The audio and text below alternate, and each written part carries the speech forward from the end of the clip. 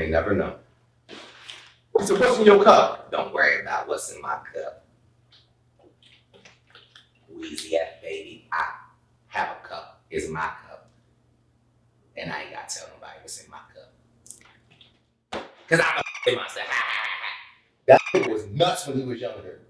He was really on one. Episode 8! Back at it like a crack habit. This is an interesting one because I feel like it's a underlying possibility for every one of us as mankind, humans, the birthing of a monster. That's an introduction. It is, it isn't, but it is. Because what the f does that mean, right? Oh, you're a monster. Oh, my ex-boyfriend was a monster. My girlfriend was a monster. My parents were monsters. Cool, okay. I hope that we all got that out of the way. Get it the f out the way. But we can talk about the real monsters. I want to address the real monsters. The son of Sam. The Casey? The Casey guy? I can't remember his first name. You have a plethora of people who, in real time, took off their mask for all of society to see. And when they took off their mask, it was nothing akin to what we consider to be human.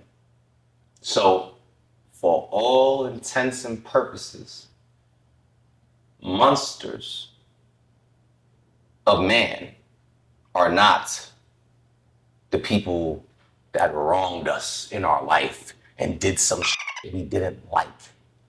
The monsters of man that exist in real time all around us who don't take off their masks so that they can survive and thrive around us, they feed off of us. They feed off of our young, they feed off of our women, they feed off of the men, they feed off of the boys. They're f***ing demons in human skin. Lizard people. Special episode, Patreon. That's an exclusive. But you don't know who the monsters are around you because, again, they not only survive, they thrive. They've integrated. They exist amongst us. Teachers. Some of them have positions of power, trusted positions, trusted police officers, politicians, actors, producers, directors. There's a strange theme behind the scenes when people gain a little bit of power. There's a little switch that happens where they recognize, oh, there's a whole society of people who run shit, who are monsters, just like me. So they publicly, when they get their power, slowly start to take off their mask. They don't fully take it off. They just do a lot of They use and abuse the power they gain, the status they gain, the ability to impact thought. Because that's what people do nowadays. Money's losing its steam. So what counts now? What are they trading now? It's not the dollar bill. Our attention span. We can't recognize the monsters around us. We don't know how to use the tools that we have around us to detect the monsters around us. And the only examples of monsters we have in real time, the serial killers, the extreme sociopaths and psychopaths, some of them have even admitted that there are way worse monsters out there than them. And the only reason most of them were caught is because they wanted to be. Let that marinate. Where do monsters come from? How could a person that was a quote unquote normal kid create a character so far removed from the societal accepted norm? How do those people come to be? Have we ever observed beyond the neurodivergence, the chemical imbalance? Because technically everyone's fucking chemically imbalanced, A. And B, I think everyone's neurodivergent to some degree. Most of y'all just don't know what your fucking gifts and or talents are. You're repressed and you lean into the ego persona character so hard, you really don't know who you are anymore. And it's okay. Because if it is the Matrix, you're a bot. So I'm cool with it, NPC. Say Larry. I believe that through the repression of individual expression, certain people stand on a precipice of reality in their minds.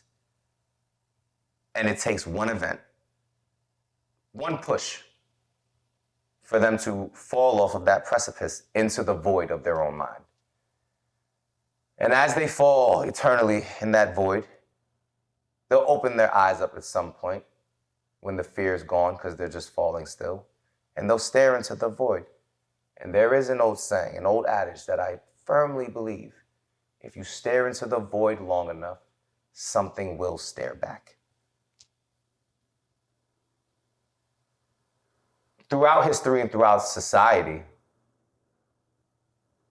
the powers that be and the systems of control that exist to maintain the idea of a societal structure as a whole. The idea. Negating the individuality of the individuals that make up the whole. That's why they demonize the idea of tribalism. It gives home to all. Find your tribe. If tribalism is deemed as negative, you won't even look. Now, I can't say, I don't know these people, the monsters of our world. I don't know them personally. But what I can say is that through observation, I have seen people who had to lie about who they were to their family. I watched kids that I grew up with, 2 people I knew transitioned. And I watched in real time something change in their eyes. I watched in real time a shift, a conscious shift, not to someone new, but to someone that has always been underneath the surface. For those individuals that never gain the opportunity to exist as they are or lean into their nature, their urges, not to say the killing and the crazy shit. Don't get this confused. I am not sending a message out to all y'all bug outs. Yes, this is our time. This is the rise of the lost men. No. Sit your ass down. I was not talking to y'all. No. Again, not the bug outs. The repression that I'm talking about can start at something as simple as the truth. If you know the truth and you're a kid, 4-year-old, 5-year-old, and ideas and concepts like truth are already being taught to us, if you're forced to lie, your mind already starts to shift and break a little bit. Imbalance is being created. If that kid hits their next stage, if they're blessed with time on this earth, they get the next stage of development under Kohlberg's theory. Those outer influences now are starting to help them to shift and shape reality. If what they get and experience in real time from everyone around them is a polarizingly different reality than the one that they go home to and live in, and then they are forced to create a false identity to present to the world, I think it's almost impossible not to make a monster. Monsters are bred to some degree, others are born. Regardless, if you remember what I said earlier, the problem is you don't know how to spot the monsters around you. Most of us don't. And most of us never do until it's too late. So, why would you do this episode, kid? This is dark as this is not a fun one. Oh, we have some direction, because again, I'm not a believer of problems without solutions. That's insane. When you live in that loop of just addressing problem, and everyone you talk to is problem, there is no movement whatsoever. Stagnation in real time. It's living death. You're like the Black Plague. I can't be a part of it. Tribalism is needed, and it's never left. It's been diminished. This is the time to find your tribe. This is the time to find the people that you can relate to spiritually, in the physical realm, in the mental realm. Connect the dots. Create the connections that have value, and protect those connections at all costs and by any means necessary. Because the world is filled with monsters, and some of them might be living next door to you. The best thing you can do as an individual, the best thing I can do as an individual, is protect myself, hone my skills as a human being, a bipedal creature, hone my mind, hone my senses, stay ever vigilant and aware, immediate circle, secondary circle, tertiary circle, and act like I actually value the precious time I have on this planet. It's a concept right there. Value your time, your individual time. When you truly value your time, your eyes open up. And when your eyes open up, you might see a monster creeping out your periphery.